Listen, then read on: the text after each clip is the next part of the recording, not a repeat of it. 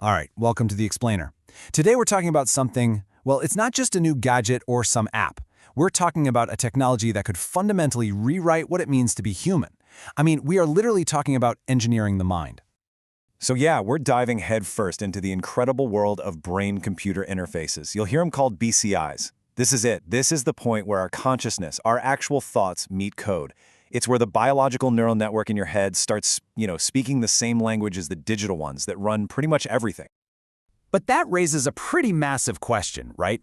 This isn't just about some tech revolution. No, this is a revolution in being human. It asks questions that get right to the very core of who we are. So, let's get into it, starting with where this tech is making a real difference right now. Okay, so before we get into all the futuristic stuff, let's ground ourselves in the present. We're not starting with theories, we're starting with people, with real life-altering problems that BCIs are solving as we speak. And this is where it just gets mind-blowing. For the very first time, people with severe spinal cord injuries are experiencing touch again through bionic limbs. I mean, think about that. They're not just moving a robotic arm with their thoughts, they are feeling with it. They're sensing shapes, textures, all because of signals being sent directly into their brain. It's incredible. And believe me, it is not just about touch. The scope of what's being restored here is just, wow. You've got patients with ALS who can now communicate just by thinking of the words they want to say. People who are blind are getting a form of sight back, not through their eyes, but through signals beamed directly to the visual part of their brain.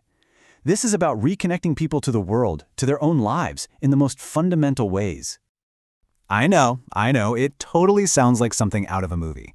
But this isn't science fiction. It's the result of like 100 years of hard research. So to really get a handle on where we're headed, we've got to look back at the science that brought us to this point. So the idea of hooking up our brains to machines, it's actually not that new. It's been a quest for scientists ever since they figured out our brains communicate with little zaps of electricity. The big problem for a long time was that we could only eavesdrop. We could listen in on the brain's conversation, but we couldn't talk back. And man, this timeline really shows you how fast things have moved.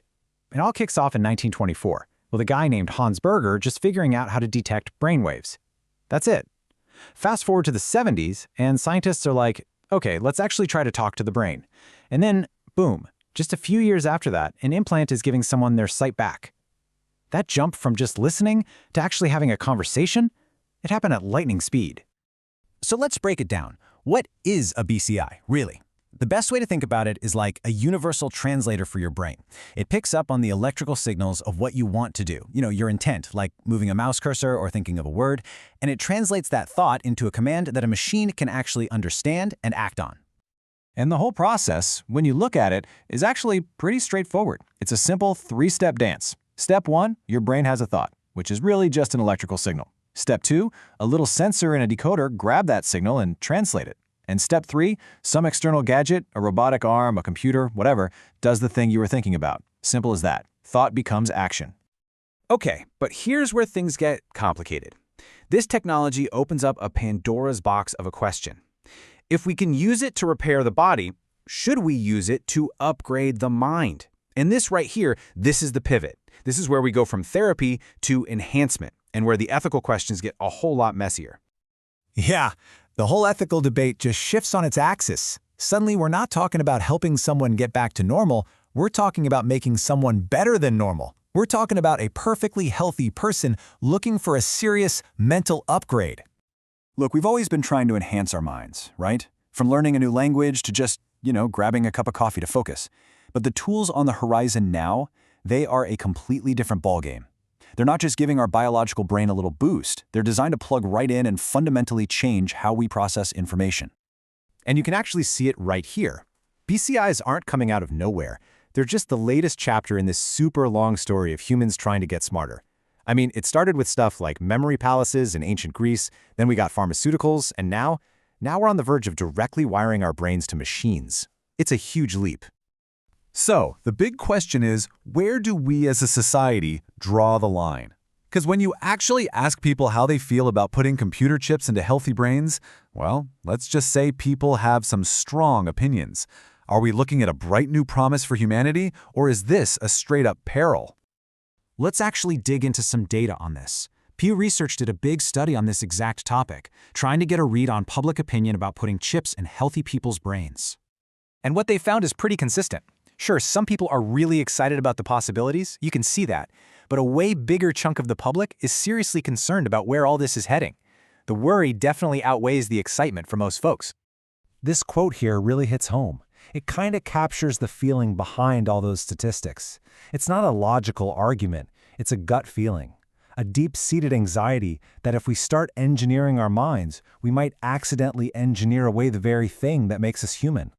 And this is where the conversation gets really deep. We're moving beyond questions of safety or fairness or even what feels normal. We're starting to touch on the very nature of identity itself. It forces us to ask a question that, honestly, we've never had to face before. I mean, really think about this for a second. If your mind can be upgraded, if your memories can be backed up to the cloud, if your thoughts are partly processed by a computer chip, where does you end and the machine begin? What even is the self at that point? This brings us to this old philosophical puzzle called the ship of Theseus. The question is, if you have a ship and you replace every single piece of wood on it one by one, is it still the same ship when you're done? Now apply that to your brain. Imagine you swap out a chunk for perfect memory, then another for lightning-fast calculations. At what point do you stop being you? Is there a point? And this, right here, this is the core of that whole debate. It comes down to two big ideas. On one hand, maybe you are just a pattern. You're the software of your mind, all your memories and personality traits, and that software could, in theory, be copied and run on something else. But on the other hand, maybe you are a process. Maybe you are your unique biological brain, and you can't be separated from that specific physical hardware. So here we are, standing right on the edge of a new era.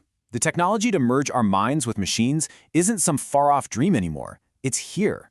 And as we step across that line, the answer we find to that question, well, it's not just going to define a piece of tech. It's going to define the future of what it means to be human.